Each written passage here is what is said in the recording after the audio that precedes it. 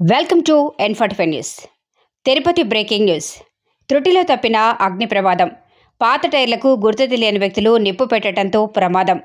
Mahathi auditorium ఎదురుగానున్న automobile shop వెనుక భాగంలో ఘటన.